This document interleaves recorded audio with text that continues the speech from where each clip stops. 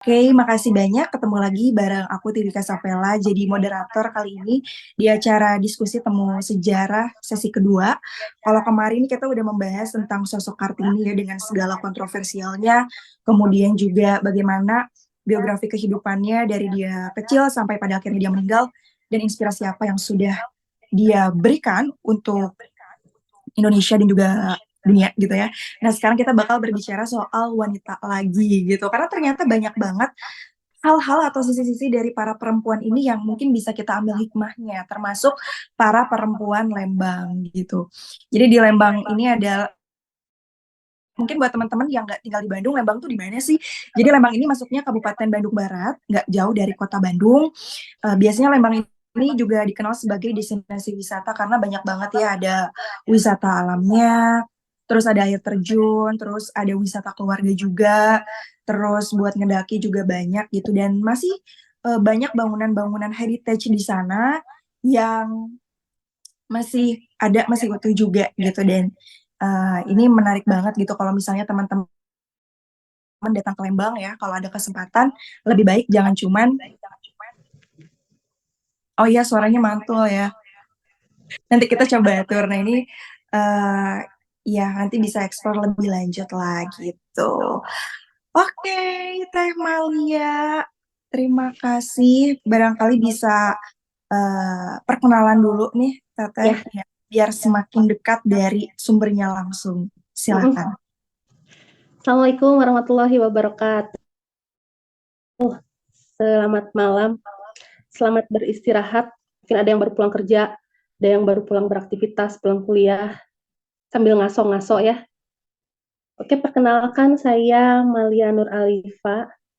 Hmm, Secara tidak sengaja meriset karena blunder yang tadi saya ceritakan gitu. Eh, Prolog dulu ya. Seorang yang bernama Sapardi Djoko Damono mengatakan kalau perempuan itu tidak bisa dieja kecantikannya. Ia adalah kalimat utuh yang tidak cukup sekedar dilisankan. Itu kata Sapardi Djoko Damono ya. Tapi saya tulis, di buku saya ini saya tulis. Tapi kalau menurut saya, wanita itu adalah dunia tanpa titik. Terutama untuk perempuan-perempuan yang udah dewasa. Terutama untuk perempuan-perempuan yang sudah berkeluarga juga. Perempuan adalah mentari bagi keluarganya. Dia bangun paling duluan, tidur paling terakhir, nunggu sampai benar-benar pintu terkunci dengan tepat. Kalau enggak, kacau. Perempuan itu pagi-pagi dia sudah bisa menjadi cleaning service, room boy, koki, eh, sebentar. Perempuan juga bisa jadi eh, guru les. Perempuan juga bisa jadi apa namanya? Eh, Sebentar. Ini kadang-kadang suka langsung ada iklan nih HP aku nyebelin nih. Aduh, ya perempuan itu Tuhan ciptakan dengan segala talentanya gitu. Kadang bisa mengerjakan segala sesuatu secara bersamaan dalam satu waktu gitu ya. Kalau saya bilangnya itu menggurita. Eh Perempuan ini kayak ini loh, apa? Dibuat dari tulang rusuk kan. Tulang rusuk laki-laki yang paling bengkok. Jadi sekuat-kuatnya cewek. Cewek itu kan kayak tadi aku bilang, dia pagi-pagi udah bisa jadi koki, udah bisa jadi cleaning service, udah bisa angkat ban tuh, gas 3 kilo, galon, segala macam. Udah udah segala dikerjain sendiri gitu ya. Jadi seindependen-independennya perempuan dia butuh cowok juga sebenarnya. Ya itu karena terbuat dari tulang rusuk yang paling bengkok. Kalau tulang rusuknya cepet dioprek pasti patah. Jadi perempuan itu harus pelan-pelan, harus harus pelan-pelan. Kalau dinasehatin harus pelan-pelan, harus dibelai dulu, harus dimanja dulu, kan begitu Teh Tiwi ya. Jadi memang karena kalau langsung misalkan kamu salah di patah lah. Jadi keunikan perempuan di situ. Nah, Tuhan menciptakan perempuan memang di situ. Selain dia kuat, selain dia multi talenta, tapi ya dia lemah juga gitu. Dan menurut saya juga perempuan ini adalah jalan dari lahirnya sebuah generasi yang baru, lahirnya sebuah paradigma yang baru, dan lahirnya sebuah peradaban yang baru. Generasi yang baru, paradigma yang baru, peradaban yang baru, mau bagus atau mau jelek, ya dari si perempuan itu gitu. Jadi kalau mau punya generasi paradigma dan peradaban yang baru, ya si perempuan inilah yang harus diproses menjadi seorang perempuan yang berkualitas. Salah satunya saya membuat buku ini, sebenarnya kan kalau riset Lembang itu kan paling peternakan, kebunan, masa kolonial, masa Jepang, benteng, eh, theater styling kayak gitu ya. Harusnya aku bikin bukunya antara hal-hal tersebut. Tapi kenapa yang aku pertama bikin itu 9 kisah wanita? Sebenarnya aku terinspirasi dari para leluhur aku. Ini juga bisa jadi topik bahasan tersendiri nih Teh. Karena saya itu percampuran dari Sumedang, percampuran dari Cirebon, sama percampuran dari orang-orang Kalang, suku Kalang. Dibilangnya tuh Wong Kalang. Mungkin orang-orang kurang tahu ya, dan kalaupun yang tahu tentang suku Kalang atau Wong Kalang ini pasti tentang yang mitosnya, karena yang beredar di internet, beredar di media massa itu pasti mitos. Wong Kalang itu keturunan kera, apakah saya seperti kera? Wong Kalang itu punya ekor, Wong Kalang itu tidak memiliki kasta.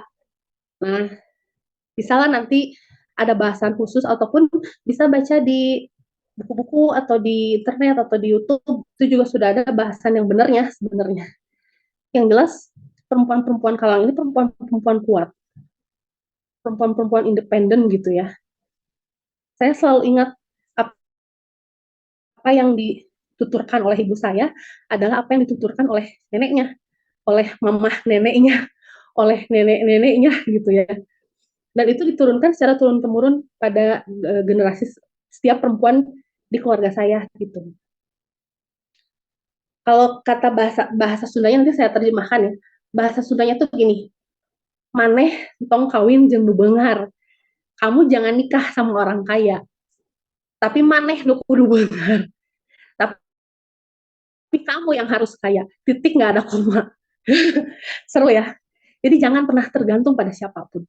Harus punya independen pemikiran, harus punya independen hati, dan harus punya independen finansial.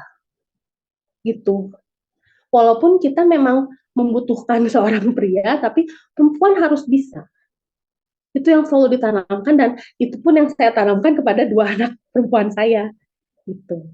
Jadi, iya sih ya, perempuan Kalam pada Perang Diponegoro sudah bisa berpikir seperti itu. Nah, itulah yang memacu saya untuk kayaknya saya harus nuliskan dulu deh ini. Nuliskan 8 kisah, awalnya 8 kisah ya. Ada kisah yang heroik, ada kisah yang menyenangkan, ada kisah yang dari awan hitam berubah menjadi pelangi. Tapi kebanyakan buku saya ini didominasi oleh kisah kelam pada masa pendudukan Jepang, dan kisah kelam, satu kisah kelam periode tahun 65. Udah ngomonginnya juga udah tahun 65 gitu ya. Cuman ya, ini fakta sejarah yang harus saya sampaikan. Yang saya dapat di lapangan seperti ini, yang saya tulis ya harus sesuai dengan apa yang saya dapat gitu. Nggak bisa saya untuk menerka-nerka atau ini kayak kurang bagus. Oke, kita rubah atau kita ganti atau dibagus-bagusin biar lebih enak didengar gitu ya. Nggak bisa kayak gitu ya. Jadi harus sesuai fakta aja. Cuman paling saya cross check ke keluarga yang mau saya tulis kalau itu masih ada. Ada sebagian yang saya nggak mau diekspos, makanya di sini ada yang pakai nama samaran. Ada 2 yang pakai nama samaran. Sebenarnya ada yang pakai nama tengahnya aja. gitu. Karena anak dari keponakannya masih ada, tinggal di Lembang dan sepertinya dia tidak mau terlalu diekspos gitu. Karena tragedi 65 itu kan apa ya, kayak menjadi trauma tersendiri gitu. Jadi kisah-kisah perempuan ini saya dapat dari hasil riset saya tahun 2009. Ketika itu 2009 saya masih gendong anak kedua. Jadi anak saya itu cowok, cewek, cewek. Anak kedua saya itu masih usia 1 tahun. Saya masih gendong pakai gendongan bayi, saya udah riset. Dan risetnya berakhir ketika anak yang saya gendong itu sudah SMK kelas 1. Kebayangkan berapa banyak notes seperti ini yang ada dalam tas saya. Jadi kalau saya ada teman, aku mau cari data ini dong. Aduh, 2 hari lagi ya, aku carinya susah. Dan itu kan yang udah buluk, ada yang udah yang ini mana gitu. Nanti ya sebentar, karena ya data Lembang ya saya tulisnya pakai yang kertas seperti ini. Ini. Dan ini saya dapatnya random gitu. Ada beberapa kisah yang unik juga. Mungkin Teh Tiwi waktu itu ikut waktu pas tur Buah Batu. Kita menyusuri rumah bekas dokter klinik malaria yang ada di Jayagiri ya. Itu 2012. Saya ke situ. Ada kakek-kakek lagi jemur. Terus saya tanya, ini sejarah gedungnya gimana? Tiba-tiba dia cerita soal Ningsih gitu. Ada salah satunya namanya Ningsih di buku ini. Dulu ada suster di sini ya, boleh dibilang suster, boleh dibilang tukang bersih-bersih. 1918 coba lainnya itu. Dan si kakek itu dapat ceritanya tuh seperti turun-temurun gitu. Si Ningsih ini orang Cirebon. Dia nikah sama orang Jayagiri, orang pribumi di Lembang gitu. Tapi si cowoknya selingkuh sama cewek di perkebunan katanya. Dan Ningsih ini melihat sendiri bagaimana perselingkuhan suaminya gitu. Nah akhirnya si Ningsih ini tidak merasa apa ya, mau pulang lagi ke Cirebon loh kok ya aib gitu ya. Akhirnya dia ingat kalau di pasar itu ada salah seorang juragan batik dari Cirebon juga, mungkin dia memerlukan pegawai, jadi dia ke sana. Jadi dia kabur tuh dari Jayagiri itu kabur. Ketika di Pasar Baru itu bertemu dengan si juragan batik itu, sayangnya si juragan batik itu sedang tidak memerlukan pekerja. Jadi udah jatuh, nambah jatuh lagi tuh mentalnya si Ningsih. Tapi ya, jadi dia tuh kayak beberapa hari itu luntang-lantung aja gitu di Pasar Baru tuh. Nah akhirnya dipanggil lagi sama si juragan batiknya itu, coba deh ke salah satu rumah lelang yang ada di Old Hospital Way. Old Hospital Way itu kalau sekarang tuh Jalan Lembong. Memang ketika saya cross check 1918 itu memang ada loh. Ada rumah lelang besar di Old Hospital Way, namanya Rumah Lelang Benjamin. Dan si Tuan Benjamin ini adalah sahabatnya dari kenapa itu Teh Primas Ningsih bukan aku ya? Yes. Aduh, ini Ningsih Cimahi ini. Jadi cerita si kakek-kakek yang lagi jemur baju itu matching. 1918 memang sedang dibikin klinik malaria di Jayagiri, dan 1918 juga di Old Hospital yang sekarang Jalan Lembong itu memang ada sebuah rumah lelang besar. Malahan si piano antik yang ada di Hotel Homan itu berasal dari rumah lelang itu. Nah, si Ningsih itu dijadikan PRT di situ sama si nyonyanya.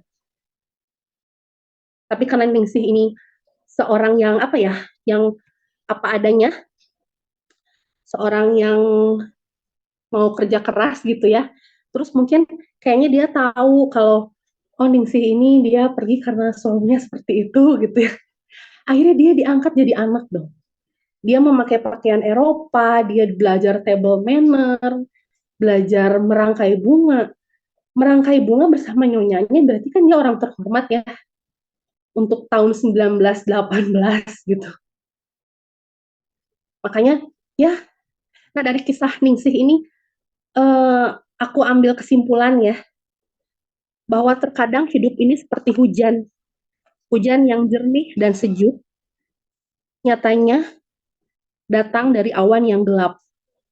Seperti itulah kebahagiaan yang akan diraih.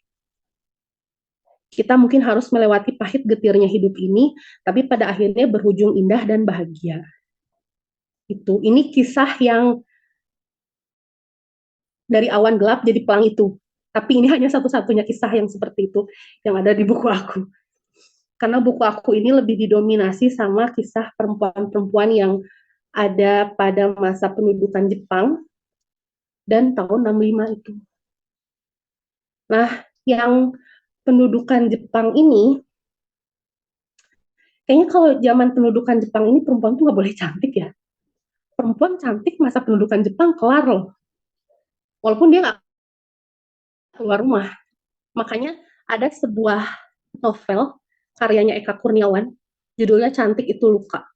Itu baca ada itu, aduh, berderai air mata itu. Kayak jiwa keperempuanan aku tuh terkoyak. Itu Edun, itu kan Eka Kurniawan itu suami yang bikin novelnya Gadis Kretek. Jadi suaminya si Teteh itu yang bikin novel Gadis Kretek. Jadi emang, aduh, perempuan zaman Jepang itu emang gimana ya? Kayaknya mendingan jelek deh gitu. Tapi kan kita nggak bisa milih ya. Kita nggak bisa milih terlahir mau seperti apa gitu. Kalau perempuan tahun 65 itu nggak boleh pinter. Karena kalau perempuan tahun 65 punya passion yang lebih, punya daya tarik untuk berpendidikan yang lebih, udah pasti dicap gerwani itu, diambil dan tidak akan kembali. Seperti kisahnya Elia, di sini kisah kedua, itu saya dapat random banget itu. Anak saya itu kan TK-nya, TKA dan TKB-nya di dua tempat yang berbeda ya. Nah, TKB-nya ini aku cari di yang deketan sama SD, karena yang kakaknya SD, yang adiknya TK. Jadi biar aku nggak ribet antarnya. Akhirnya ditemukanlah sekolahan di depan Pasar Lembang. Nah, emang harus udah jalannya kayak gitu. Biasa kan kalau ibu-ibu TK jualan Tupperware atau arisan ya. Ini ada satu anak namanya Naila. Ini beda banget ini. Ini diantar sama kakeknya, dan kakeknya ini perawakannya tinggi besar. Oh, ini kayak bekas tentara gitu ya. Tapi mukanya bukan muka orang sini, kayak muka orang timur. Tapi bahasa Sunda bagus gitu. Aku coba deketin, aku kepo. Karena kalau ini kayak narasumber deh. Feeling itu beda gitu. Aku deketin. Ya akhirnya ya selama anak sekolah di sana, aku base campnya di rumah kakek itu akhirnya. Jadi yang lain ibu-ibu itu uh, arisan, senam gitu ya. Kalau aku ikut kakek itu dan banyak menceritakan sama aku kisah-kisah Lembang gitu. Nah, dan aku tuh dapat salah satunya itu adalah kisah Elia ini. Elia ini aku ambil dari nama tengah si tokohnya ya, karena ada yang tidak berkenan kalau aku pakai nama depannya. Jadi si Pak Hasanarang ini bertugas awalnya itu di kesatuan di Pusdikum yang ada di Setiabudi. Setelah dari situ dia dipindahkan tugas di Pusdik Ajen di Lembang tahun 1958. Itu kan udah mau mendekati masa-masa Gestapo ya. Nah, akhirnya tahun 65 itu dia tahu banget tuh kejadian di Lembang seperti apa chaosnya. Bahkan jam 3 itu warga tuh udah harus pulang ke rumah. Udah pakai pentungan gitu udah harus masuk ke rumah gitu. Nggak boleh ada yang keluyuran. Nah, si Hasan Narahmi ini adalah yang pegang pentungan itu. Gitu, dia keliling-keliling. Nah, kebetulan keluarga Elia ini adalah keluarga dari eh, pekerja perkebunan merica, perkebunan lada terbesar. Jadi di Lembang tuh bukan hanya kina, teh, kopi, tapi ya banyak gitu. Nah, si keluarga Elia ini dia dari perkebunan lada. Nah, saya keep nama desanya karena di situ masih ada anak turunnya. Pokoknya zaman dulu disebutnya Cibuntu. Kata lama Lembang itu menyebutnya wilayah Cibuntu. Sekarang udah berganti namanya, bukan Cibuntu, malahan orang desa itu nggak tahu kalau desanya dulu namanya Cibuntu. Jadi ayahnya itu cuman buruh perkebunan lada, otomatis pasti kan dia menengah ke bawah. Akses untuk pendidikan, akses untuk ya membeli buku gitu kan susah ya. Sedangkan Elia ini dia orang perempuan yang anti mainstream pada masanya. Dia ingin menjadi guru. Dia juga suka ngajar ngaji. Dia juga suka baca-baca buku-buku yang tidak pernah dibaca oleh perempuan-perempuan pada masanya gitu. Oh iya betul, pentungan. Betul betul. Pentungan gitu yang kayak hansip gitu, kayak hansip. Ayo mas mas ke rumah, masuk rumah gitu. Itu jam 3 sore, jam 4 sore tuh Lembang udah sepi. Itu masa DITI dan masa Gestapo seperti itu. Nah, Elia ini akan ambil air wudhu, dia sholat, dia belum sholat, dia ambil ambil air wudhu. Cuma kan waktu tempo dulu itu kan kamar mandi itu di luar ruangan ya, terus dalam keadaan yang tidak ada atapnya. Begitu dia ambil air wudhu, dia menengadahkan kepalanya, sudah banyak para pria, rambutnya dijambak, diseret, dimasukkan ke jeep warna hitam. Itu yang penuturan orang tuanya, karena orang tuanya melihat langsung dan orang tuanya itu dalam keadaan sedang dipukulin gitu ya. Nah, dan itu adalah pertemuan orang tuanya terakhir dengan Elia itu. Entah masih hidup, entah sudah tidak ada. Kalaupun sudah tidak ada, di mana letak makamnya? Yang menjadikan keluarganya itu menjadi keluarga yang sangat tertutup pada akhirnya. Sangat trauma sudah pasti. Itu. Nah, saya begitu menerima kisah ini, saya langsung, di Lembang ada yang kayak gini, Pak? Ya ada. Saya kan tahu, kata Pak Hasan Narang itu ya. Terus saya bengong, bengong. Akhirnya setiap ada narasumber, saya terus cek lagi kisah ini. Lucunya itu, saya dapat narasumber bekas pekerja baru ajak tahun 66. Baru ajak ini adalah peternakan besar di Lembang yang sapinya itu mencapai 3.500 ekor. Yang menjadikan baru ajak adalah peternakan terbesar se-Asia Tenggara tahun 1935. Otomatis pekerjanya juga banyak. Tahun 60 itu 1.500 orang pekerja.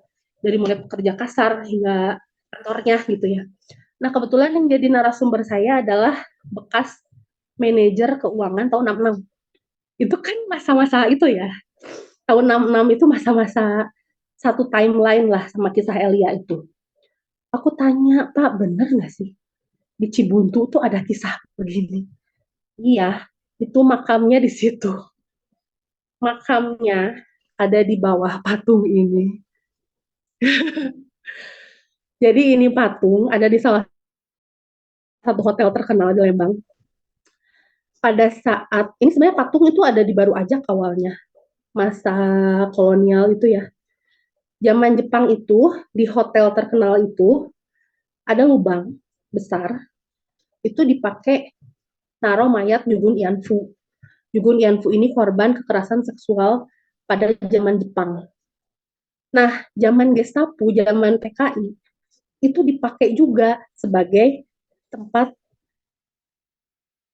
para perempuan yang dituduh berwani. Jadi itu berlayer-layer. Di bawah patung ini ada dua masa kelam. Akhirnya ditutup sumur itu, di atasnya ditaruh patung dia. Buat yang udah pernah tur sama saya ke situ, mungkin merasakan lah ya, ada seperti lingkaran di bawah patung Melia ini. Diameter berapa Teh Primas ya? Kira-kira diameter berapa ya? lumayan diameternya tuh. Dan kata si, aduh saya suka speechless kalau ngomongin. Narasumber saya namanya almarhum Pak Harun ya. Kata Pak Harun itu, Neng mohon maaf, bukan mayat biasa. Ada perempuan yang masih setengah hidup, ada yang masih sekarat, ada yang mohon maaf nih ya, ada yang payudaranya sebelah nggak ada yang eh, kalau kata bahasa Sunda rambutnya totorombolan, jadi ada yang kayak dicukur cuman kayak dipaksa gitu, ada yang setengah telanjang, ada yang aduh, dan mereka nggak bisa ngapa-ngapain kan, para saksi itu nggak bisa ngapa-ngapain karena mereka itu sudah ditempel stigma bahwa mereka adalah gerwani, jadi hanya bisa melihat dari kejauhan. Dan alhamdulillah saya masih bisa menemui narasumber-narasumber itu, karena kan runutan dari 2009 hingga 2022 ya. Cuman pada saat pandemi hampir 75% narasumber saya meninggal, sudah tidak ada gitu. Aduh, kadang kalau cerita ini suka ya gitu. Dan saya juga mendapat kisah ada sebuah pasangan bucin. Oh iya, diameternya 3 meter. Kebayang kan, besar kan itu. Dan kita tuh, aku sama Teh Primas tuh dapat foto langsung dari orang Belanda ya, Teh Primas. Foto dia tahun 70, 60 kalau nggak salah. Itu kayaknya foto nggak lama setelah masa Gestapo deh. Gitu. Itu ditutup dan memang itu diameter. Kalau sekarang tuh udah nggak berbentuk diameternya. Berarti riset kita betul kalau itu memang sumur. Dan beberapa narasumber juga mengatakan itu sumur. Cuman masalahnya patung ini berada di sebuah hotel yang sekarang masih beroperasi. Saya nggak bisa bilang, takutnya mengganggu operasional hotel itu gitu. Jadi ya gimana ya, miris, tapi memang harus saya ceritakan gitu. Nah, Elia itu kemungkinan ada di situ katanya. Elia itu tidak jauh makamnya ada di situ, cuman tidak ada yang berani mengatakan kepada keluarganya, tidak ada yang berani mengatakan kepada keluarganya bahwa si Elia itu dimakamkan di situ gitu. Karena chaosnya dan karena ketakutan tersendiri pada masa Gestapo kan. Aduh. Terus ada kisah yang tentang 3 nyai paling terkenal. Di sini ada kisah 3 nyai yang paling terkenal, dan kalau menurut saya itu paling beruntung ya, karena nyai itu kebanyakan tidak dinikahkan, tapi 3 nyai ini benar-benar dinikah secara resmi, dan 2 dari 3 itu saya lihat surat nikahnya itu ada. Yes. Tapi dari 3 nyai ini kan dia otomatis naik tuh stratanya. Tapi dia yang 3 orang nyai ini dia orang yang sangat membumi. Ada Marice, ada Isah, ada Urki. Urki ini istri Pietro Antonio Urson, orang Itali pertama yang masuk ke tanah Priangan. Kaya banget, duitnya di mana-mana, rumahnya di mana-mana, tapi percaya tidak percaya 3 nyai ini tidak sungkan untuk duduk lesehan makan bersama jongos dan babunya. Malahan ke anak-anak itu, ayo bertelanjang kaki saja, berbaur dengan warga gitu. Jadi dari 3 nyai yang ada di buku ini saya belajar bahwa semakin kita tajir ya, harusnya kita semakin membumi. Itu baru menak sesungguhnya. Gitu. Jadi dari 3 kisah nyai itu aku belajar seperti itu. Belajar bahwa apa ya, harta itu cuma titipan gitu. Malah kita tuh harus bisa lebih meraih yang ada di bawah. Itu yang aku pelajari. Nah, mungkin banyak yang belum tahu ya, kalau mau masuk ke kawasan Lembang dari arah Ledeng nih, maaf ya saya kesebutan. Dari arah Ledeng ada tuh Tugu Selamat Datang. Selamat datang di Kecamatan Lembang. Coba kalau udah mau lewat ke Tugu Selamat Datang itu, ya lihat ke arah kanan.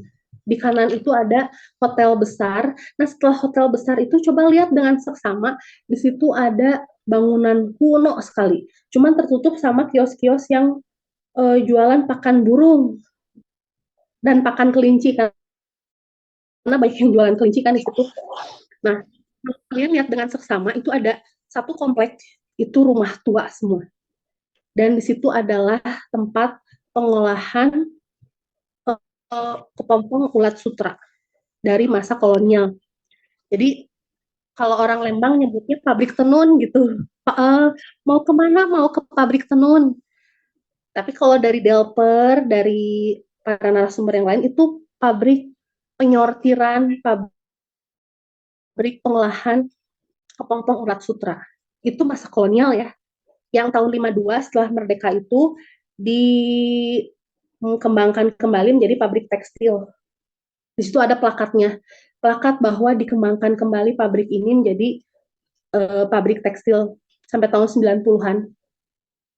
Tapi ketika masa penjajahan Jepang, kan kalau kolonial itu yang disortir itu pompong ya. Kalau masa penjajahan Jepang yang disortir di situ adalah perempuan. Perempuan dari Lembang itu sendiri, dari pedalaman Lembang, dari Indramayu, Cirebon, Subang, Pantura lah ya, masuk situ. Itu disortir, perempuan yang disortir, yang mau dijadikan Jugun Ianfu.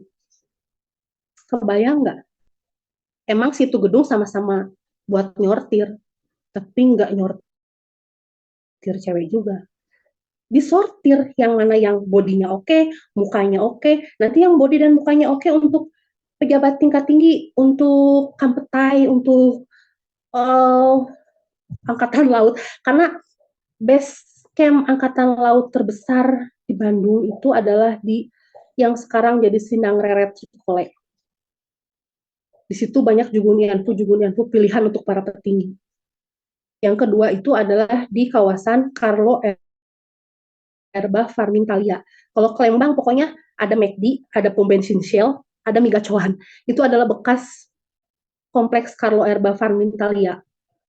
Itu adalah dua base camp untuk perempuan-perempuan yang dipakai oleh petinggi Jepang. Nah, sisanya ini dikemanain? Sisanya ini, aduh, ya ada yang di Kecimahikan, ada yang di ke, ya pokoknya untuk itu gitu. Nah, salah satu tokoh yang aku dapat juga ketika aku riset baru aja, ada sebuah pasangan bucin ya.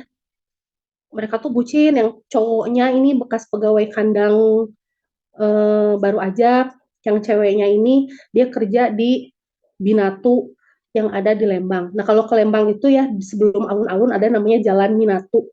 Itu adalah pecinan kalau di Lembang.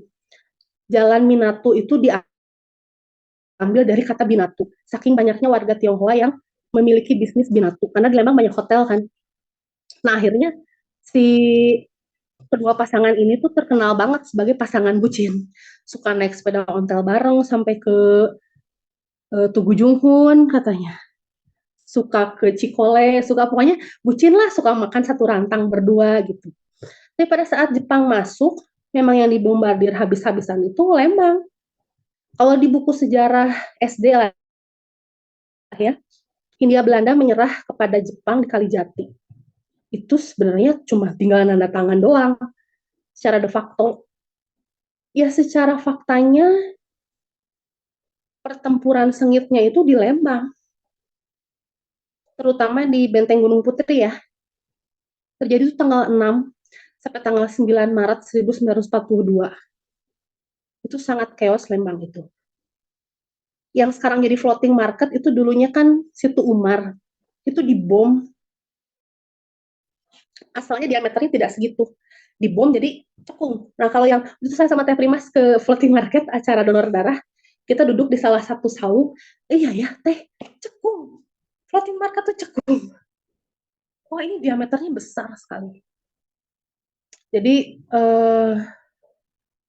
banyak hal-hal yang saya temukan yang kadang saya juga gak habis pikir ya, kok kayak gini gitu. Nah, si cowok itu boleh kita kasih nama Ujang ya, karena orang-orang baru aja panggilnya Ujang. Si Ujang ini ketika habis beres-beres kandang dari subuh, ada bom tuh di alun-alun.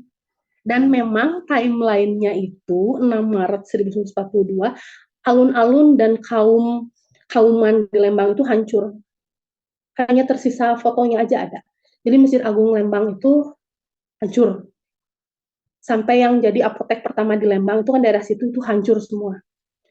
Nah, itu kan deket banget sama tempat kerjanya si ceweknya kan. Namanya Juariah kalau nggak salah si ceweknya. Kisah di bukunya ini namanya Juariah. Otomatis si Ujang ini kan nyari nih. Wah, itu bomnya di dekat tempat cewek gue nih. Orang itu pada perginya ke daerah Bandung atau pergi ke daerah Cisarua ke daerah barat atau pergi ke Maribaya ke daerah timur. Lah dia mendekati TKP demi sang perempuan itu, demi belahan jiwanya ya. Dia tuh sampai terpental berapa kali katanya. Teman-temannya itu lihat, Ujang ke mana? Kamu mau kemana? Orang ke selatan, kamu malah ke utara. Itu di utara pertempuran sengit teater stellingnya di utara kan. Ya demi sang gadis. Tapi ketika dia sudah sampai di Gang Minatu itu, di tempat Minatu itu, dia hanya melihat reruntuhan. Jadi dia tidak pernah melihat sosok Juariah itu. Entah Juariah itu masih ada, entah Juariah itu kemana. Pokoknya si Ujang itu tidak pernah melihat sosok Juariah itu lagi gitu.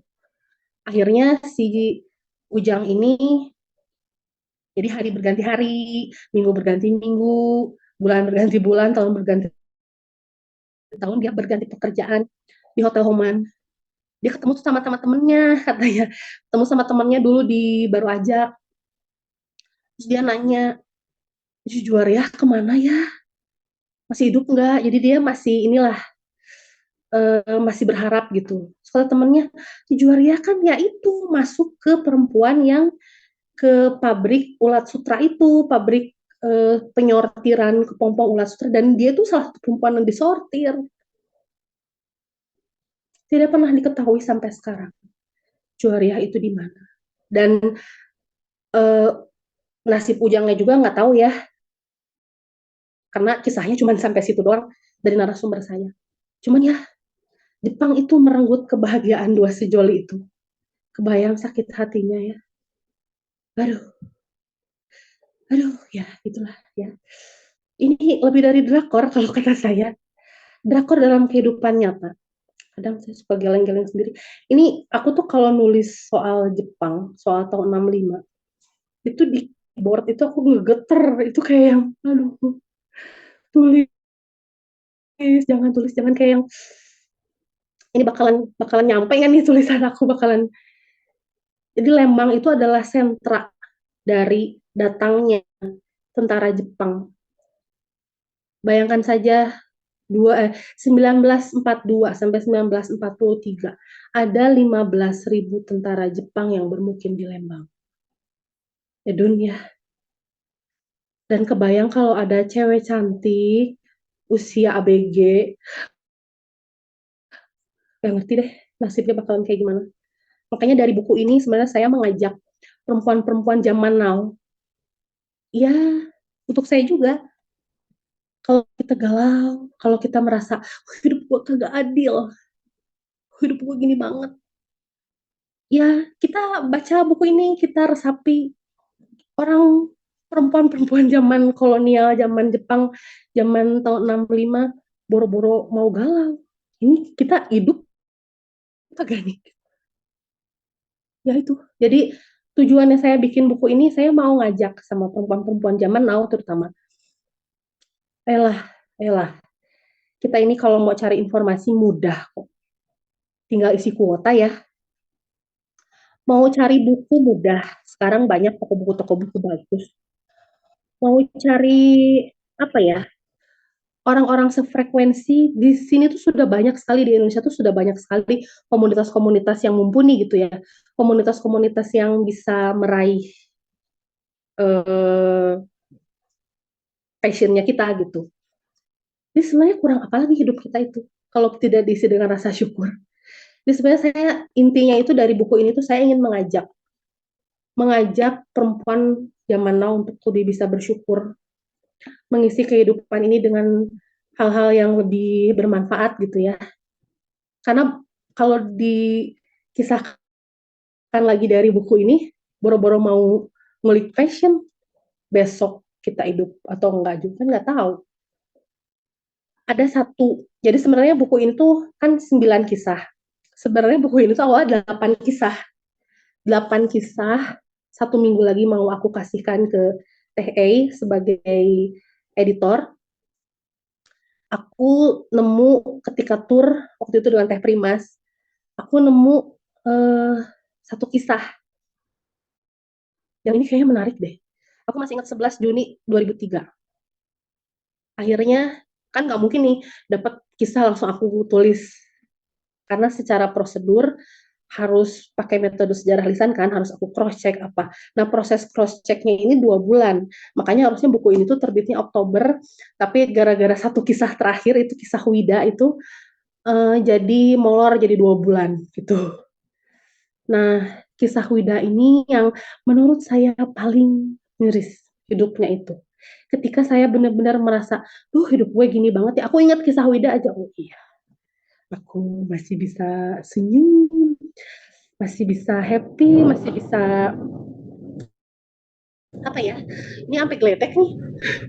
Aku masih bisa berkarya gitu ya. Ya kalau ingat Vida ya itu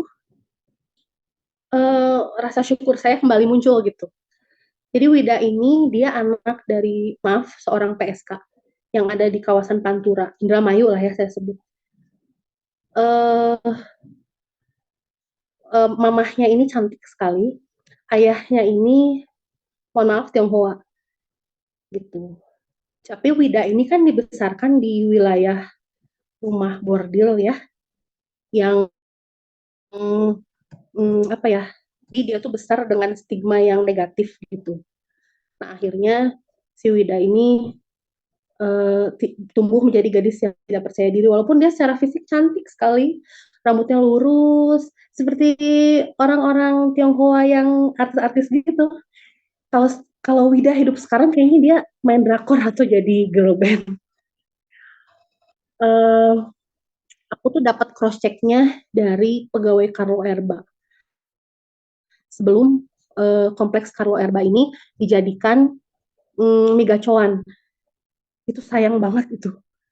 Carlo Erba ini adalah kompleks milik keluarga Ursone, yaitu kompleks ini apa farmasi dan pakan untuk peternakan sebetulnya. Tapi habis ya, sekarang sudah habis. Nah, si Wida ini akhirnya dia kemana-mana itu nggak pede. Terus dia akhirnya ikut ke seni opera Tiongkok yang dia suka pakai apa topeng warna putih. Terus dia nari-nari opera Tiongkok dan dia terkenal sebagai penari opera Tiongkok itu di daerah Subang. Sayangnya Subang itu waktu itu sedang diduduki oleh Jepang. Kata saya juga, kalau zaman Jepang perempuan dilarang cantik. Cantik kelar hidup lo. Kelar lah sama hidup Wida ini. Dia disortir juga tuh di pabrik ulat sutra itu. Disortir di situ. Dan begitu dilihat Wida, oh oke, ini untuk petinggi. Dan masuklah dia ke komplek Carlo Erba. Mohon maaf ini agak vulgar ya. Sebelum dia melayani itu, dia nyanyi Tionghoa dulu, nyanyi opera-opera Tiongkok tuh. Terus pada saat itu dia melayani 3 orang sekaligus. Entah gimana ya, itu dia disobek, ini disobek. Mungkin agar masuk tiga-tiganya, aku ngerti. Mohon maaf ini agak vulgar, tapi yang saya dapatkan dari narasumber seperti itu. Dalam keadaan sekarat pun dia masih dipakai. Dan ketika sudah menjadi mayat baru dicampakkan. Dan setelah itu si 3 perwira itu yang membersihkan itu adalah jongos yang di situ. Sampai nangis si jongosnya tuh katanya. Nyeret mayat si Wida itu. Ini kok yang cantik kayak gini diperlakukan seperti ini. Dan ya dimakamkan di bekas perkebunan kina keluarga Ursono. Setelah aku riset lagi, iya sama dimasukkan ke lubang ini. Mohon maaf, ditumpuk juga dia di situ. Edun kan.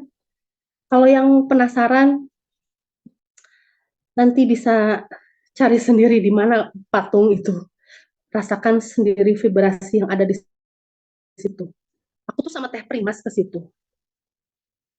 Untuk tur tanggal 11 ya, Teh Primas kalau nggak salah.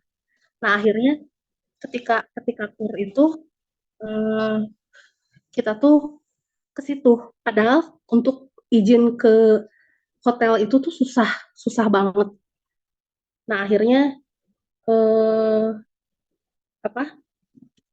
Bentar. Nah, akhirnya kita ke situ, nggak tahu kenapa dapat izin, malah boleh berkeliling. Asalnya tuh saya pernah diusir, mau mau riset diusir gue.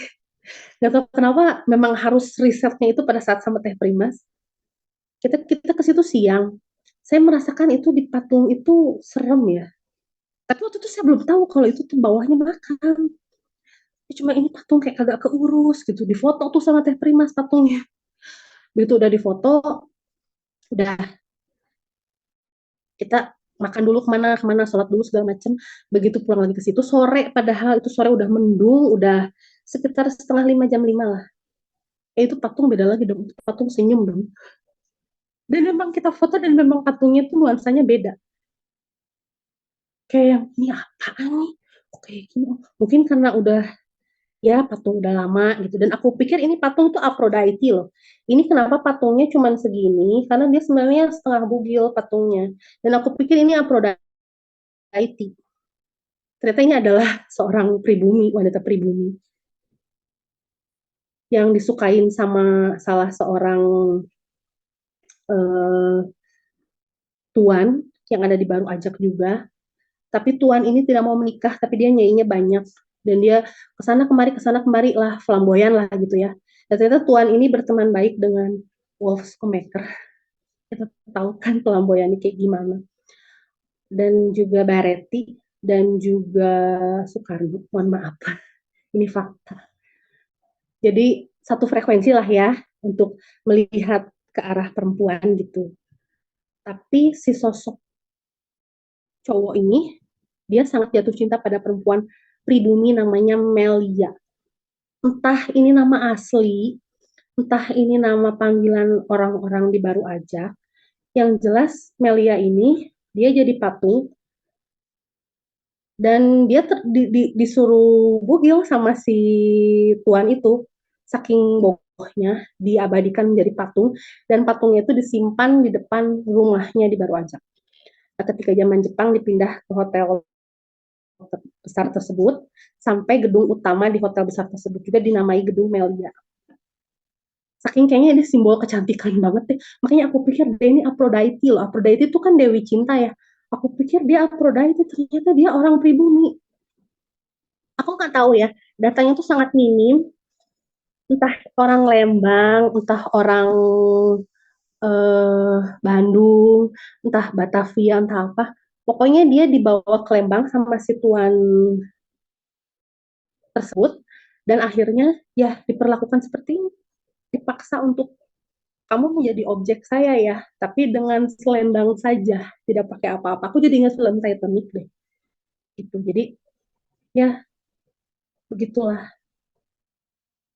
Sebenarnya banyak yang miris sih, makanya saya angkat. Makanya ketika para perempuan zaman now merasa hidupnya gak sesuai apa yang dia inginkan, sesuai dengan ekspektasi. Nah, auranya seperti perempuan minta tolong, pas sore balik lagi ke sana, apa tadi katanya? Iya, iya, seperti itu banget, benar. Jadi beda gitu. Aku nggak halu karena aku berdua sama Teh Primas. Jadi ini kok beda sih. Tapi kita waktu itu belum tahu ya kalau itu bawahnya makam kan. Jadi masih dalam proses meriset itu. Ternyata itu makam perempuan semua di situ dan itu seperti dua layer ya. Yang ini zaman Jepang, Jugun Yanfu dan yang atasnya zaman Gestapo. Seperti itu. Ya, kadang sejarah juga nggak semuanya menyenangkan ya, terutama masa pergolakan, masa pemindahan kekuasaan, pasti ada yang enak, ada yang nggak enak. Nah, kebetulan yang ditulis di sini yang enaknya cuma satu doang yang Ningsih itu. Walaupun itu asalnya dia dari dicundangi sama suaminya kan, gitu. Ya, semuanya juga proses. Sebenarnya dari kisah-kisah perempuan ini juga banyak kisah-kisah perempuan-perempuan Eropa sih di Lembang. Seperti kisah istrinya Jung Hoon, seperti Nyonya Homan, Nyonya Elknom, terus istri-istrinya Urson bersaudara itu banyak yang menjadi inspirasi. Dan katanya ada satu wanita Eropa yang menjadi incarannya Tuan Bosca. Tapi saya tidak dapat lagi datanya. Narasumbernya keburu nggak ada dan saya tidak mendapatkan lagi datanya. Jadi memang kalau dulu teman saya namanya Kang Agung Firdaus, dia bilang Lembang itu banyak banyak surga tersembunyi. Memang iya, betul. Mau cari cewek cantik Lembang banyak tuh. Mas Gara mau cari di Lembang, oke aku temenin Mas Gara. Canda bercanda. Jadi ya, jadi ya gitu. Um,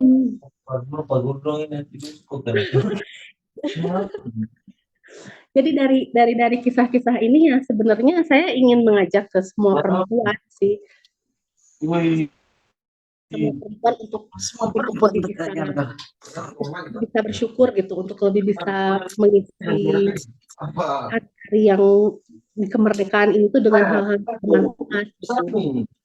Ya seperti itu. Dan sesudah Lebaran insya Allah nanti akan saya launching lagi satu buku yang itu merupakan center point dari sejarah Lembang. Jadi kalau ada yang tahu Kerajaan Pakuan Pajajaran, itu adalah sebuah kemaharajaan. Jadi aku kasih wawasan sedikit ya. Ada kerajaan, ada kemaharajaan.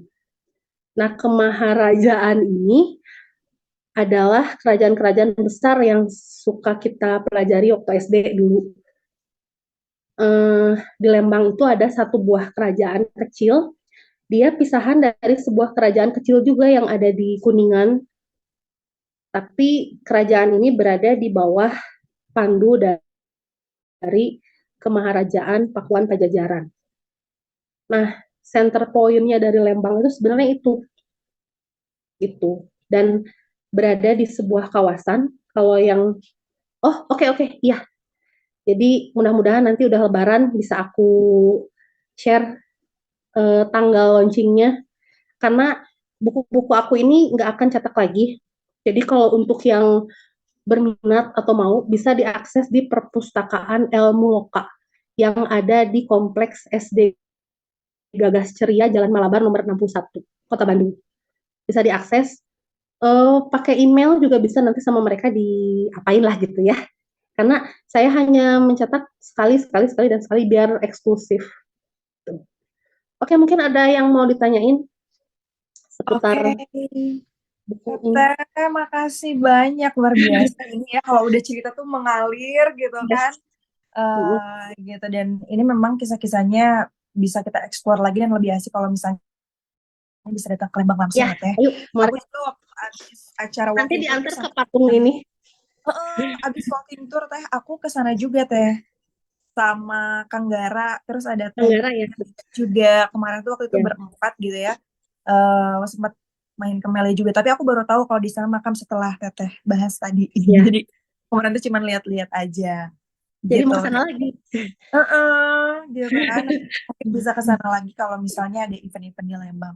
Nah, mungkin teman-teman ada yang mau nanya dulu gitu kan, ada yang penasaran lebih lanjut terkait bukunya atau hal-hal lain seputar Lembang, karena Teh Malia ini udah master banget ya kayaknya ya Teh ya, bertahun-tahun, belasan tahun gitu di Lembang, segala macam dari heritage, bahkan kisah-kisah. Ya, Iya. mau nggak mau kan, gara-gara blunder aku sendiri sebetulnya. Dari blunder tapi bagus nih Teh gitu kan. Bahkan dari buku-buku ini aja aku tuh sebelumnya tuh nggak pernah tahu gitu soal perempuan-perempuan ini sebelum baca bukunya Teh Malia. Jadi memang sangat jarang, ini adalah informasi yang mahal gitu teman-teman. Oke deh, mungkin langsung aja ke teman-teman, kalau ada yang mau nanya boleh silakan ya. Jangan susah-susah ya. Boleh kalau Udah misalnya malam, udah malam uh, males mikir gue. informasi gitu kan. Boleh raise hand juga, silakan. Ada Teh Ane aku punya gelas pink. Teh Anu tuh yang waktu di komunitas Heritage Lovers bareng kita bukan sih Teh? Oh bukan, Beda pokoknya lagi. Teh Ane tuh penggemar pink sampai rambutnya juga pink. Nanti kayaknya Oh, next, waktu kemarin dia baru pertama tuh yang baru ajak itu yang kemarin ikut. oh, siap siap. Yang kemarin Tete share foto ke aku ya buat event berikutnya. Iya, Di, ini teman-teman ada yang mau sharing something atau mengungkapkan pendapat boleh. Kang Gangan barangkali di grup dari ini waktu aku sharing udah banyak sharing juga nih Kang Gangan. Mungkin mau menambahkan juga boleh. ya mangga Pak Editor. Dia kayaknya lagi bingung juga nih ngedit tulisan aku kan aneh ya. Mm-mm. Jadi editor-editor aku tuh bekerja sangat keras. Oke, sambil kita nunggu juga ya Teh ya, Mm-mm. mungkin dan Mm-mm. lain sebagainya. Tapi akhirnya ya kalau Teteh setelah menuliskan buku ini gitu, selain tadi Teteh juga bilang Teteh pasti Mm-mm. bersyukur, ada hal lain nggak sih yang Teteh dapatkan dari para perempuan? Atau ini Kang Gangan mau Ini menyampaikan Kang sesuatu? Enggak. Boleh, Enggak, boleh. saya lagi naik motor, jadi nyimaknya sambil maju aja. Kayak tornado. Ya, oke, Hujan ya? lanjutkan, silahkan. Hmm, Ya, oke. yes. Itu gimana Teh mungkin hal yang Teteh dapatkan setelah menulis gitu? Ya, kayaknya kalau kita dapat data, jadi dari 9 ini ada satu tuh yang pure dari buku Keuskupan Sejarah Keuskupan Bandung. Itu cerita tentang Lidwin, kisah yang pertama. Itu vibrasinya buat saya beda dengan yang saya dapatkan secara lisan gitu. Ya itu kesetiaan Lidwin itu, karena itu dapatnya dari eh, buku Sejarah Keuskupan Bandung. Tapi kalau si yang kisah-kisah yang lain itu kan aku dapatnya dari langsung dari narasumber, dan aku cross checknya ke narasumber yang lain gitu. Sebenarnya 2009 sampai 2012 itu aku risetnya itu agak-agak ngaco ya, karena kan aku nggak tahu tuh metode sejarah lisan itu seperti apa.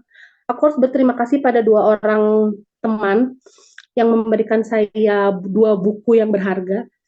Yang pertama itu Kang Denny Rahman, Lawang Buku. 2015 itu dia kasih aku buku metode sejarah lisan. Jadi dia tahu, jadi dari buku itu, oh aku dapat data mentah begini, gimana caranya ini biar menjadi data yang akurat, diolahnya seperti apa gitu ya. Dan Kang Andrenalin Kartasis, terima kasih telah memberikan saya buku yang judulnya Andai Saya Wartawan Tempo. Jadi belajar jurnalistiknya dari situ, walaupun sebenarnya kata-kata saya tetap ngaco gitu ya, tetap butuh editor yang bagus. Cuman alhamdulillah jadi saya bisa ngerti gitu kalau misalkan, oh saya mau cari data ini, saya harus datang ke sini, saya harus cari narasumbernya seperti ini, dan nanti dituliskan seperti ini gitu. Itu mulai ter apa ya, mulai mulai terstruktur itu 2015 setelah saya mendapatkan dua buku itu gitu. Jadi lebih, oh ya datanya tuh lebih mulai, oh aku udah bisa mulai cari developer nih, aku udah bisa mulai ini, udah mulai bisa, oh iya ini timelinenya dengan ini, yang ini timelinenya dengan ini, oh yang ini begini, strukturnya begini, biar bisa menjadi sebuah kesatuan cerita. Karena kan dapat cerita dari kayak gini ya, aku cerita soal dapat tentang kisah Isah. Jadi 2016 itu aku ke Tanah Suci. Aku tuh dilalahnya sekamar Mekah Madinah itu sama seorang nenek. Nah, eh, ngobrol segala macem sampai pulang lagi itu 2016 ya. 2022 itu aku dapat data kalau jonglesnya Isah ini masih ada di kawasan Katumbiri. Daerah Katumbiri itu daerahnya dekat rumah Teh Primas tuh, Cimahi Utara lah ya, Cihanjuang. Nah itu aku tuh cari nomor HP yang bisa nganterin aku ke narasumber itu. Aku pikir laki-laki ya, karena jongos kan dia bilangnya. Kalau perempuan kan babu ya, mohon maaf kalau tempo dulu disebutnya seperti itu kan, laki-laki jongos, perempuan babu. Nah, oh jongos ini dalam ekspektasi aku ini cowok. Gitu. Ketika aku dapat satu nomor telepon yang bisa dihubungi, aku nanya, ini saya lagi cari makamnya Isah, saya lagi cari jongosnya yang bisa diajak diskusi, tanya-tanya, cross check sejarah tentang Isah ini. Ini Isah sama saya namanya disamarkan ya, karena uh, Isah ini kisah kesengketaan tanahnya sampai sekarang masih terjadi dan serem gitu. Jadi saya nggak berani pakai nama asli. Nah, ketika saya dapat WA si AA itu, si AA itu bilang, oh iya, karena yang jaga, yang jadi jongos kakek saya. Jadi saya, oh oke, minta alamat, nih hari Minggu saya ke situ. Gitu. Jadi saya udah nggak habis, pokoknya harus cepat-cepat ke situ, takut belum nggak ada gitu ya. Ke situ, masuk gang, cari alamat, pakai Google Map. Begitu buka pintu, dibuka nenek yang tahun 2016 waktu umroh sama aku dong. Dan beberapa sampai setengah jam itu kita cuman, hah, nenek, nenek, iya, mau nanya soal Isah. Nenek tahu, Neng. Ya Allah, 2016, 2022 baru kebuka kasusnya. Karena 2016 aku udah ada data Isah itu, cuma aku pengen cross check ini kayak gimana, karena kayaknya datanya ini susah banget gitu. Dan baru terbuka 2022, otomatis kan si tulisan-tulisan ini kependem berapa tahun. Padahal saya tuh pernah ketemu dan pernah tidur bareng sama si narasumber itu. Seajaib itulah data Lembang teh. Dan kita tuh berpelukan, sampai kan di sini tuh aku pajang fotonya ya, kita tuh berpelukan. Nah ini nih neneknya, kita berpelukan, kita cuman, oh nenek, nenek tuh lain ngomong, nenek tuh narasumber isi. Kata nenek, gimana gue tahu. Itu lucu banget. Ya silakan, mungkin itu ada yang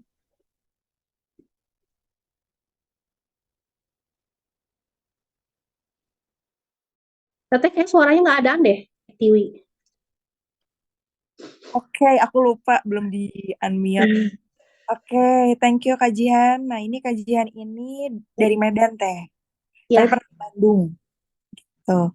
Katanya aku izin mau nanggepin, Teh. Memang kalau soal penjajahan dan kekejaman tentara dan pemerintahan Jepang itu memang nggak main-main ya. Jujur, aku baru tahu soal sejarah para perempuan Lembang ini. Sebagai seseorang yang baru 2 kali datang ke Bandung, selama ini aku cuma tahu Bandung itu ya seputar ITB, Boska, VVJ, dan Lembang Park katanya ya, WKWKWK. ya, Aku jadi pengen ke Bandung lagi untuk lihat patung yang Teteh sebutin tadi, ya. sama aku mau tanya tentang bukunya tadi Teh. Tadi aku kurang fokus untuk info lebih lanjut dan cara belinya gimana ya Teh. Terima kasih. Mangga. Bukunya itu udah nggak cetak lagi, tapi mungkin nanti ya, nanti. Tapi bukunya bisa diakses di Perpustakaan Ilmu Loka. Perpustakaan Ilmu Loka itu ada di Kompleks SD Gagas Ceria yang ada di Jalan Malabar nomor 61 Bandung. Itu ada di Google Map, terus ada nomor nomor kontaknya, nanti bisa tanya ke pengurus perpustakaannya. Mungkin bisa difotokopikan atau mungkin bisa di-emailkan, seperti itu ya. Gitu. Karena kalau untuk saat ini saya sengaja biar eksklusif, hanya terbit sekali gitu. Jadi saya biar enggak kececer data-data yang lain, karena ini data-data saya kan 12 tahun. Setelah ini saya konsen dengan buku selanjutnya, konsen dengan buku selanjutnya, konsen dengan buku selanjutnya. Nanti mungkin suatu saat akan dicetak lagi, mulai dari awal gitu. Seperti itu. Mudah-mudahan bisa ini ya, karena perpustakaan ilmu kan juga menerima loh kalau kita mau diskusi di sana. Tuh, tempatnya enak kan. Saya sama Kang Gandan tuh pernah ke situ. Memandu anak-anak gagas ceria. Dan perpustakaannya luar biasa. Bagus banget. Oke, berarti aku beruntung banget dong. Soalnya aku udah dapet bukunya, udah pesen waktu Ya, itu.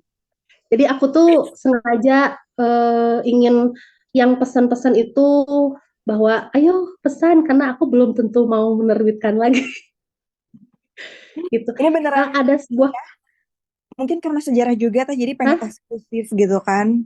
Iya karena buku sejarah jadi Ya, nanti pengen sulit dicari juga jadi mahal gitu terasa uniknya gitu. jadi kayak buku Pak Kunto gitu ya. Oh ya, Heeh, gitu kebetulan kami teh. juga di Lembang ternyata. Siap. Ini ada Kak Akmal juga ya yang raise hand nih. Kak Akmal boleh ya unmute nih mau bertanya atau menanggapi silakan. Halo, ada Iya, suara. Halo. Ya, salam kenal Teh Malia. iya. Perkenalkan aku Akmal dari Bandung Bergerak. Oh iya. Ingin tanya bagaimana proses dari apa ya pengumpulan data yang begitu lama selama Iya. 12 tahun gitu ya tadi ya. Iya. Mengumpulkan narasumber dari cukup lama itu dari zaman Jepang hingga Iya. agaknya sejarah kita itu di zaman Jepang itu ada kekosongannya sama halnya dengan Jepang gitu. Nah, kenapa memilih topik yang sama, ya, topik kekosongan yang sama gitu, zaman Jepang dan 65. Terus pengen cerita juga gitu dulu waktu sebelum kerja di Bandung Barat di Jabar Express pernah juga tuh liputan di Lembang dan ketemu dengan apa orang-orang yang mungkin beliau juga sama halnya gitu kisahnya kayak penulis kisah-kisah yang ada di buku Teteh. Nah, apakah pola-polanya itu emang kayak gitu? Gitu. Maksudnya kayak tadi seorang yang bercinta, kemudian mereka terpisahkan dengan Tuhan. Ini mirip apa ya? Kalau di roman-romannya atau tulisan-tulisan itu dan lain-lain. Itu yang aku mau tanyain tuh yang pertama mengapa memilih topik kekosongan ya, zaman Jepang kita tahulah kosong juga tuh. Kemudian 65 yang dilupakan juga oleh Orde Baru. Kemudian bagaimana sih proses dari pengumpulan tadi itu verifikasi yang lama pastinya, kemudian harus sama juga ke narasumber itu seperti apa gitu. Terima kasih Teh Malia dan Sama-sama. Aduh, gampang pertanyaannya. Jadi karena saya ini Kepers ya. Jadi saya itu 2009 itu kepo. Saya kok nggak ada sama sekali sih data soal Lembang. Saya nanya dan saya sampai jadi ini buku kedua ya, buku pertama itu namanya Satu Dekade. Nah dari buku Satu Dekade itu dirangkum dari 2009 sampai 2022 dirangkum jadi satu di press. Nah di press menjadi 175 halaman. Di situ dijelaskan sekali bagaimana cara saya meriset sebenarnya seperti kata berkait ya Lembang itu. Dan ada sebuah ketakutan tersendiri. Makanya saya di tengah-tengah perjalanan, oh kenapa Lembang datanya susah. Ternyata Lembang ini termasuk ke dalam 4 daerah tersengketa tanahnya di Indonesia. Yang pertama itu Nangro Aceh Darussalam. Ya tanah adat ya, Denpasar, terus DKI Jakarta, dan yang keempat Lembang. Sebuah kota kecamatan tapi sengketanya luar biasa gitu. Makanya ketika saya menemukan narasumber itu yang kadang-kadang suka mau cari tahu tentang tanah, Neng. Mau cari tahu tentang sengketa tanah ini, Neng. Oh, bukan, Bu, saya mau cari tahu tentang sejarah. Jadi ada ketakutan tersendiri dari narasumber. Jadi mungkin yang menyebabkan sampai 12 tahun itu meyakinkan narasumber bahwa enggak loh, saya itu pure hanya untuk mencari sejarahnya. Saya itu pure hanya untuk mencari tentang Lembang di masa lalu yang nol sekali literatur gitu. Nggak ada. Bahkan yang saya tahu Lembang itu artinya Ngalembang, kalau dari buku Pak Bahtiar yang Bandung Purba kan, Ngalembang itu dari proses meletusnya Gunung Tangkuban Perahu, seperti itu ya. Nah, ternyata setelah saya riset, Lembang itu ternyata tertulis di buku panduan VOC. Ada data bahwa Lembang itu merupakan nama jukut, nama rumput yang jenisnya namanya lembang. Di sebuah gunung yang ketika saya lihat peta namanya Gunung Lembang. Gunung Lembang itu adalah habitat anjing hutan yang dalam bahasa Sunda disebutnya ajak. Makanya kawasan itu sekarang bernama Baru Ajak. Dan dari kata-kata dari kalimat seperti itu aja tuh saya mendapatkannya bertahun-tahun gitu. Jadi memang proses Lembang yang no literatur ini ya harus sabar. Saya itu seperti bermain puzzle, tapi kepingan puzzle ini seperti di apa ya, disembunyikan oleh semesta gitu. Dan saya benar-benar ngikutin insting. Perempuan itu kan intuisinya bagus, ikutin insting. Saya kadang kalau riset suka ditemenin sama beberapa rekan. Kalau di sini ada Teh Primas, itu yang ngikutin saya banget dari awal. Nih mau ke barat, timur, utara, selatan, mau ke hutan, mau kemana? Insting, kemana ya? Oh Teh, kita ke makam Teh, ke Santiong tuh, aku sama Teh Primas. Dapatlah data di situ. Tapi ketika kita dalam hati, ini kok kayak gini ya? Tapi ini ada weekend kosong nih, sayang nih kalau enggak.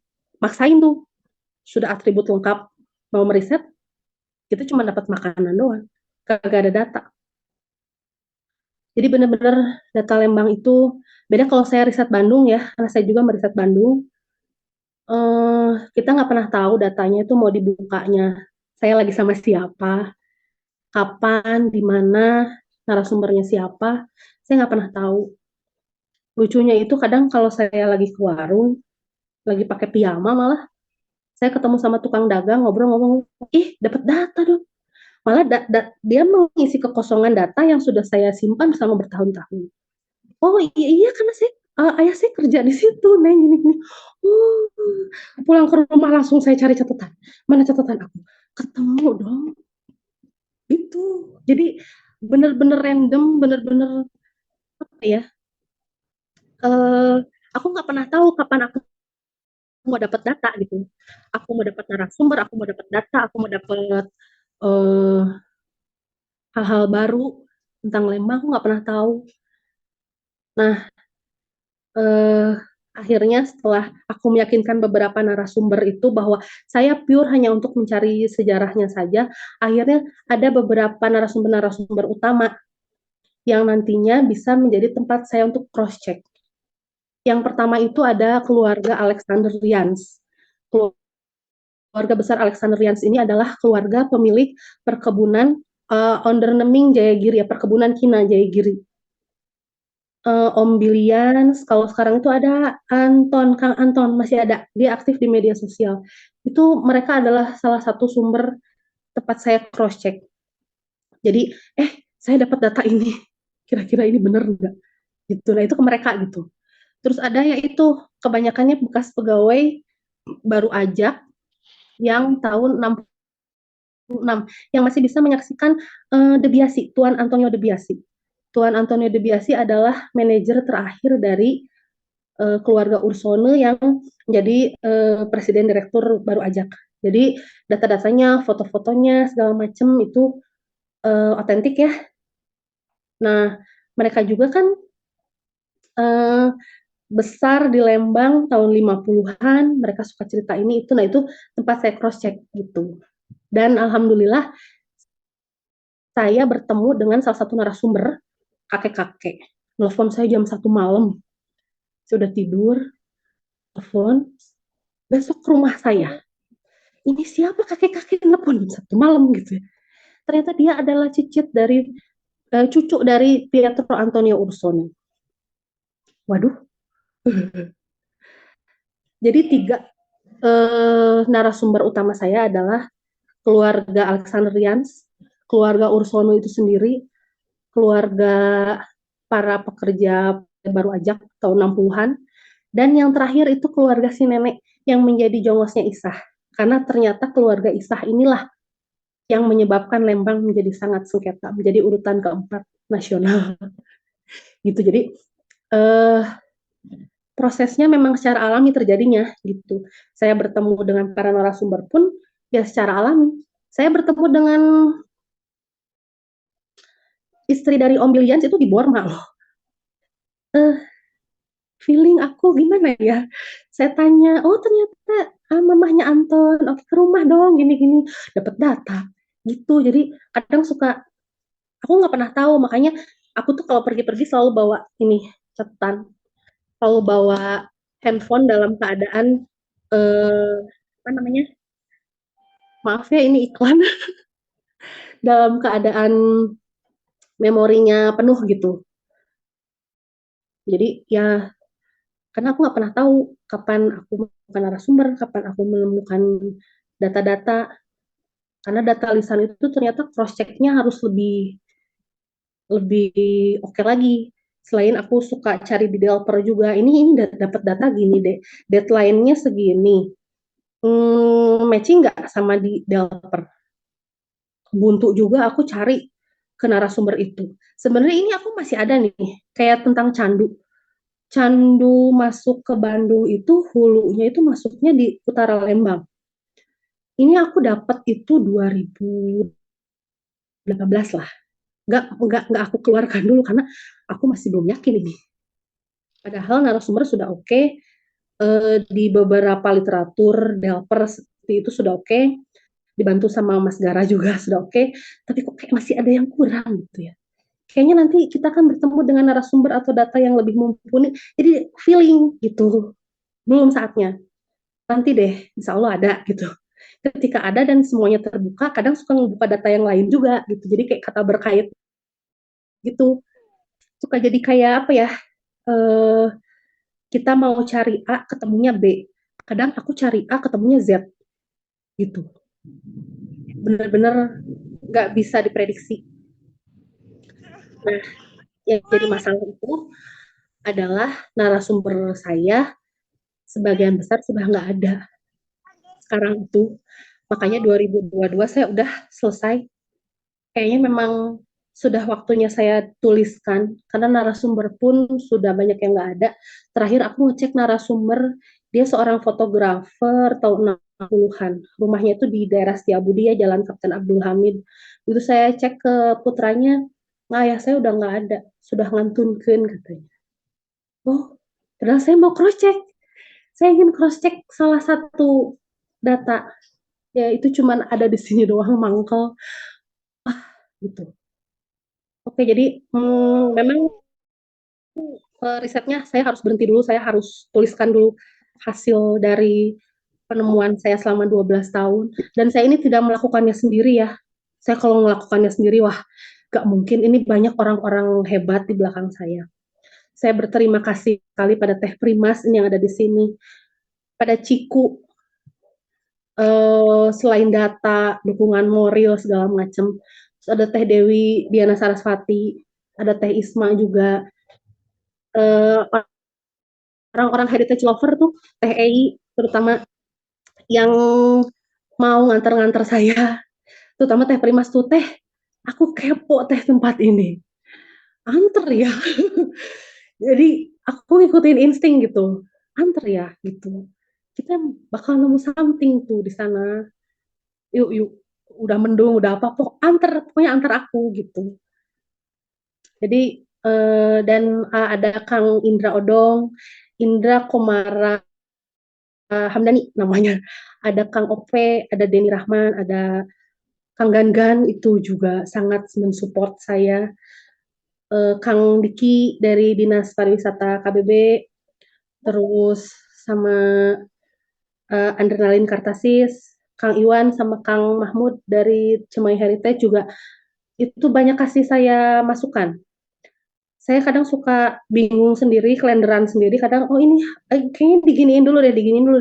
Nah itu clue-cluenya kadang datang dari teman-teman saya gitu. Jadi memang data saya bisa menjadi sebuah buku, bisa menjadi sebuah karya, dan bisa menjadi masukan bagi para penggemar sejarah, peminat sejarah di luar sana, di seluruh Indonesia, karena saya tidak bergerak sendiri. Banyak orang-orang hebat di belakang saya yang membantu dengan tanpa pamrih gitu. Dan ya udah deh, kalau lu udah begini, ya udah aku anter gitu.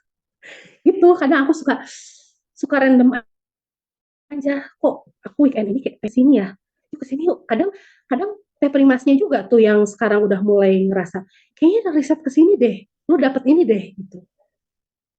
Jadi intuisi kita terolah secara bertahap karena kita sudah bertahun-tahun kan gitu. Saya tuh riset itu dari anak kedua saya suka gendong-gendong sampai anak kedua saya sekarang SMK kelas 1. Jadi kan kebayang ya intuisinya sudah mulai terlatih apalagi soal Lembang. Dan Lembang ini sudah mulai akan hilang bangunan-bangunan heritage-nya. Makanya saya tuh sekarang lagi kalau kata bahasa Sunda digeder, ayo cepat kita bikin tur, bikin tur. Bukannya ingin gimana-gimana, nanti bangunannya nggak ada. Seperti yang terjadi tanggal 11 Juni 2023, itu yang ikut tur 19 orang.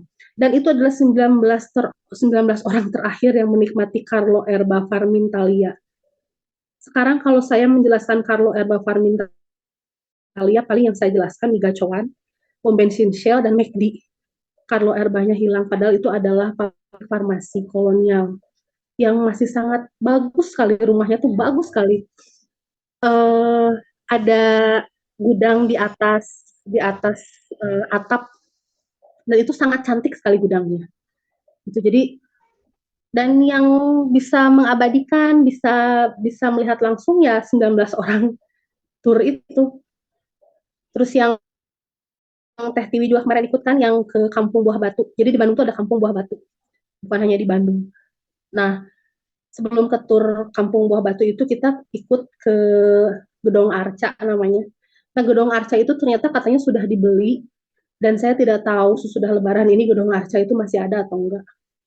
Makanya beruntunglah orang yang ikut tur Buah Batu bisa melihat, bisa mengeksplor Gedong Arca. Dan yang paling mirisnya lagi, waktu kita tur kemarin ke Baru Ajak, kita ke bekas kandang PT Baru Ajak, dan kita ketika masuk ke area bekas kandang, di ujungnya itu kita udah lihat beko, karena katanya bekas kandangnya itu akan menjadi klaster perumahan. Wassalam ya. Makanya mungkin nanti kita menikmati sejarah Lembang hanya bisa dari buku, hanya bisa dari fotonya saja. Saya tuh bener-bener, mungkin sekarang sudah harus saya tulis, risetnya sudah selesai dulu, saya tulis dulu, karena bergelut dengan waktu takutnya objeknya sudah tidak ada. Bahkan hotel tempat patung ini berada, sudah dibeli oleh PT Persib, saya sebut aja ya, sudah dibeli oleh PT Persib, akan dijadikan waterboom, dan saya tidak tahu nanti keberadaan patung ini masih ada atau tidak, masih bisa terdeteksi atau tidak makamnya. Dan bangunan utama dari hotel tersebut akan dijadikan museum. Ya entah ya, benar atau enggak.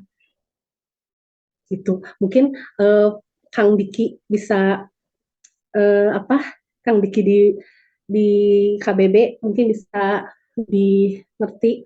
Cuman yang aku takutin itu ya, Kang Diki, ketika aku ke hotel tersebut, itu kan kacanya itu segede-gede gini nih, kotak-kotak. Ini udah mulai renggang.